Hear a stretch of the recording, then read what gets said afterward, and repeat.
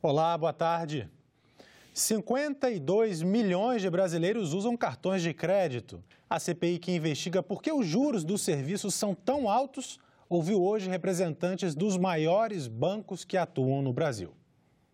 Os senadores quiseram saber por que, apesar de os juros bancários da economia terem caído pela metade, para 6,5% ao ano, a taxa cobrada nos cartões de crédito não foi reduzida na mesma proporção e atinge, na média, 207% no mesmo período. A Federação Brasileira de Bancos disse que os lucros dos bancos no Brasil não são abusivos. Explicou que a taxa Selic não é o único componente nos custos de captação de dinheiro e reclamou dos tributos que as instituições pagam. É o chamado custo Brasil, que todo mundo reconhece em vários setores da economia e que funciona também no setor bancário. Além disso, os bancos afirmam que os juros são altos para compensar a inadimplência. A inadimplência do cartão de crédito do rotativo ela é muito elevada e isso onera muito os bancos, porque os bancos fazem provisionamento em cima desse valor.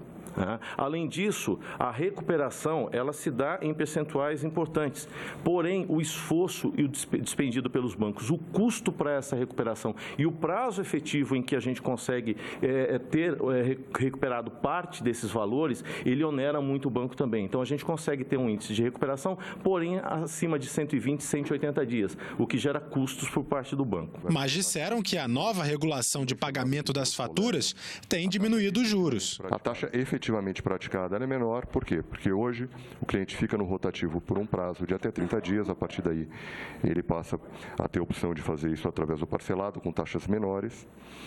E isso já tem derrubado expressivamente as taxas efetivamente praticadas pelos clientes. Para os senadores integrantes da CPI, isso não é suficiente.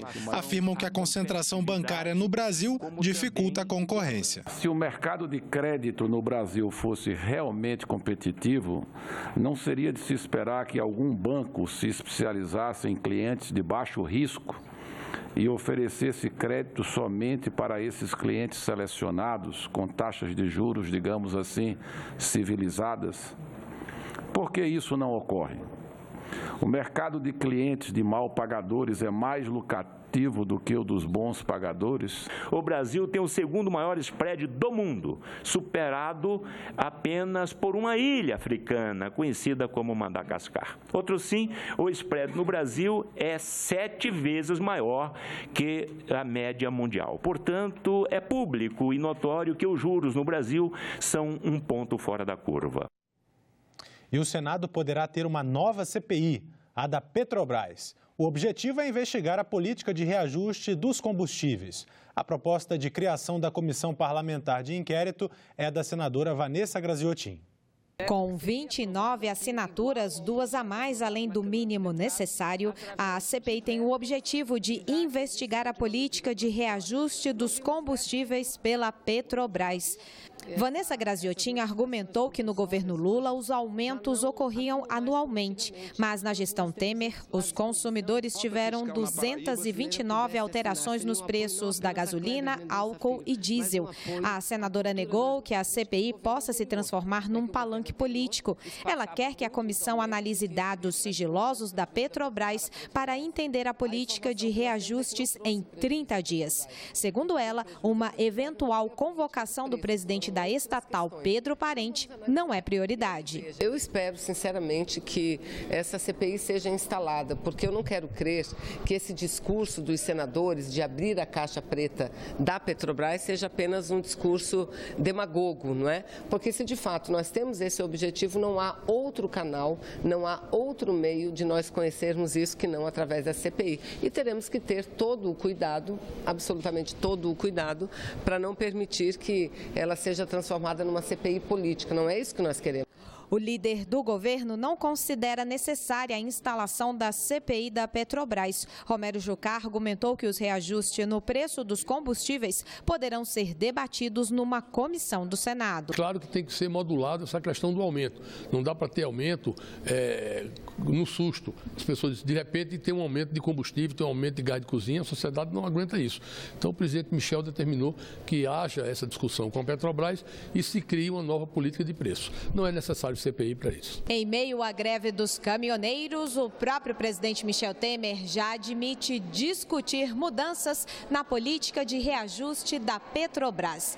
Na gestão do atual presidente da estatal, Pedro Parente, os aumentos variam de acordo com o valor do barril no mercado internacional e com a cotação do dólar. Exatamente por esses critérios, os aumentos nas bombas são quase que diários. Mas esse debate já impactou no valor das ações da Petrobras, já que muitos investidores temem a volta da ingerência política para segurar artificialmente os preços nas bombas. Embora defendam uma discussão sobre a política de reajuste da Petrobras, o presidente do Senado avalia que uma CPI seria lenta para uma resposta mais rápida que exige o momento. É preciso que tenha um prazo regimental para que esses senadores ou senadoras que assinaram mantenham ou não as suas assinaturas. A matéria tem que ser lida em plenário e depois os líderes têm que encaminhar os nomes para a composição dessa CPI. O resto é um pouco de protagonismo desnecessário. O Brasil tem uma lei que garante que recursos de bens apreendidos do tráfico de drogas sejam destinados à União, estados e municípios. Mas os dados mostram que os reais que entram no caixa do governo não chegam ao seu destino. E por isso, os senadores resolveram alterar a legislação. Os bens apreendidos no combate ao tráfico fazem parte dos recursos do Fundo Nacional Antidrogas, criado há 30 anos. Armas, entorpecentes e o patrimônio de traficantes deveriam ser aplicados em ações de educação, prevenção, tratamento e recuperação de usuários. Mas os números mostram que a lei não vem sendo integralmente aplicada. Para alterar a lei, os senadores da Comissão de Assuntos Sociais se renderam a um dado surpreendente dos cerca de 1 bilhão e 500 milhões de reais arrecadados entre 2011 e 2016, apenas 430 milhões foram utilizados, ou seja, recursos do orçamento que ficaram com o governo federal. E por decisão simbólica, os senadores decidiram que 70% no mínimo dos recursos do Fundo Nacional Antidrogas serão obrigatoriamente destinados aos municípios para ações socioeducativas com jovens infratores. Esse projeto, ele destina esses recursos, do Fundo Nacional para que os municípios possam, através do SINASE, que é o Sistema Nacional, atender, fazer investimentos no sistema de proteção aos adolescentes infratores, as medidas que cabem aos municípios atenderem no combate ao uso de drogas entre os adolescentes. No município que acontece tudo, principalmente a questão do uso de droga, e acho que os municípios precisam começar a assumir essa prevenção, porque quando chega para o Estado, já vem dependente para aquele tratamento mais especializado, e eu acho que o dinheiro indo para o município para trabalhar a prevenção, porque é a melhor coisa que tem a prevenção. Quanto mais descentralizarmos e questões como essa, que atinge diretamente a população, é muito, muito positivo que esses recursos fiquem efetivamente nesse percentual para os municípios. O projeto de lei do senador Agripino Maia segue agora para a análise da Comissão de Assuntos Econômicos. Os senadores da comissão também aprovaram o projeto que estabelece o Julho Amarelo, ou seja, um mês dedicado à luta contra as hepatites virais. O projeto da Câmara segue para o plenário do Senado. A Comissão de Constituição e Justiça aprovou o projeto que moderniza o marco legal das franquias e também uma proposta que dá prazo ao SUS para marcar exames e consultas. De acordo com o texto, as unidades do Sistema Único de Saúde terão 5 dias de prazo para informar o paciente sobre a marcação de exames e consultas.